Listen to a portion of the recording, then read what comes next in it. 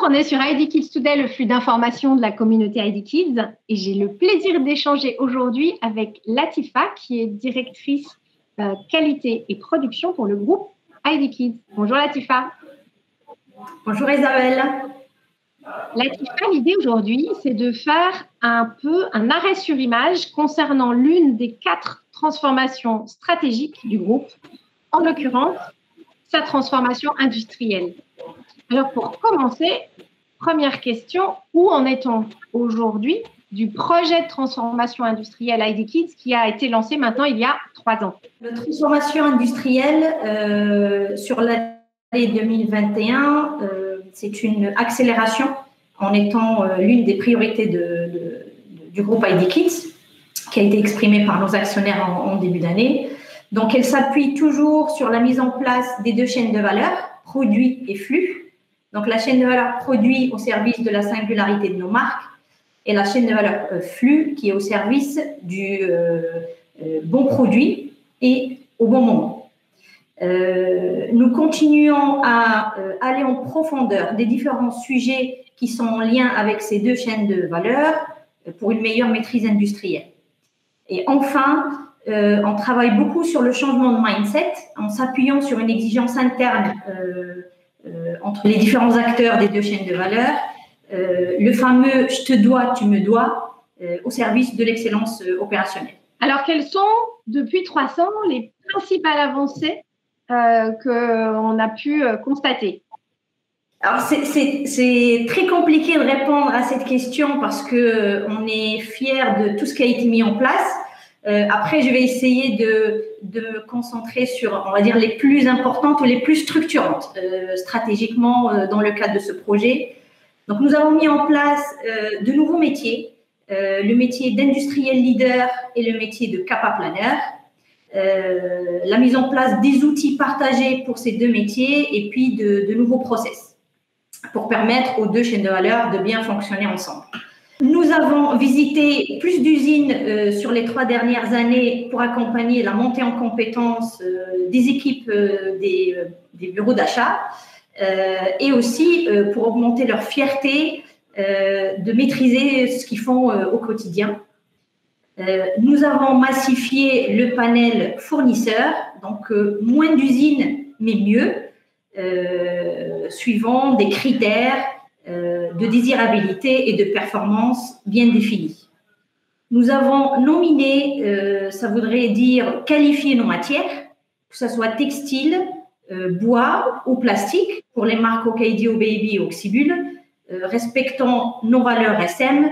Donc, nous utilisons plus de coton bio, du polyester recyclé, pour diminuer un peu l'impact environnemental de nos produits, donc protéger la planète.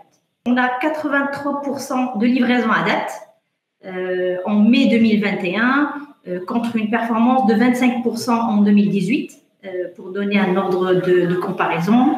On a un délai moyen de 99 jours pour cette saison hiver 21 contre 122 jours en 2019.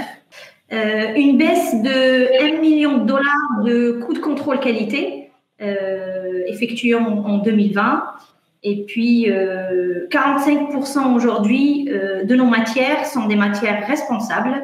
C'est fait à peu près 16 millions de pièces pour les marques Okaidio Baby fabriquées à partir de matières responsables.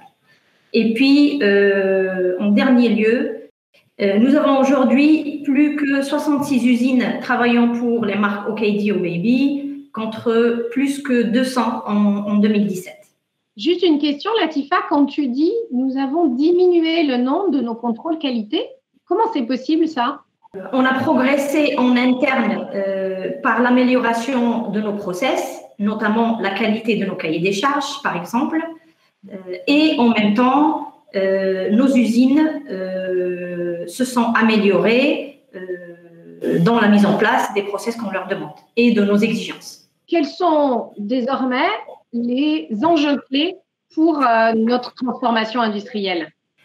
Alors, les enjeux sur cette année et aussi sur 2022, ça va être l'intégration de toutes nos marques. dans ce process industriel afin de permettre de mutualiser nos ressources et nos compétences pour toutes les marques. L'enjeu, bien sûr, il est plus divers. Donc, on élargit nos champs d'action et le savoir-faire. Et donc, l'impact direct, c'est l'ouverture de 2 nouveaux pays, qui est le deuxième enjeu de cette année, qui sont la Turquie et l'Inde. L'Inde, c'est un pays de coton, donc bien sûr, c'est quelque chose qui intéresse nos marques. Et la Turquie, parce que c'est un pays très désirable, avec un savoir-faire large en termes de matière et d'accessoires. Donc, et en même temps, on se rapproche de nos bassins de distribution historiques qui sont l'Euromède. Latifa, du coup, pour atteindre ces objectifs très ambitieux, j'imagine que vous avez dû adapter le projet industriel, notamment à la suite de l'intégration des nouvelles marques qui viennent du groupe Kidiliz. Quels sont, du coup, les nouveaux chantiers clés, selon toi, que vous allez devoir adresser? Alors, le premier point, c'est qu'on continue sur nos stratégies socles et notamment le changement de mindset pour gagner en agilité et oser la transformation jusqu'au bout. Donc, on sera en continuité de toutes les actions que j'ai présentées pour intégrer aussi les nouvelles marques. Et le deuxième point, ça serait de pousser la démarche de l'amélioration continue, ce qu'on appelle d'appliquer les principes du Lean Management, qui devient un vrai enjeu de l'équipe Enbus, mais pas que. C'est un vrai enjeu de tout le groupe ID Kits. Du coup, effectivement, j'entends bien cette nouvelle notion du Lean Management qui va faire partie d'une autre des transformations clés du groupe, qui est la transformation culturelle, qui va permettre de réaliser toutes nos ambitions. Et du coup, je vous donne rendez-vous effectivement à tous à propos de ce sujet-là très prochainement dans l'ID Kids Today. Merci beaucoup, Latifa, pour cet éclairage. Et puis, très bonne journée à toutes les équipes industrielles et à très bientôt. Merci beaucoup, Isabelle. J'étais très contente de partager ce moment avec toi et à très, très bientôt.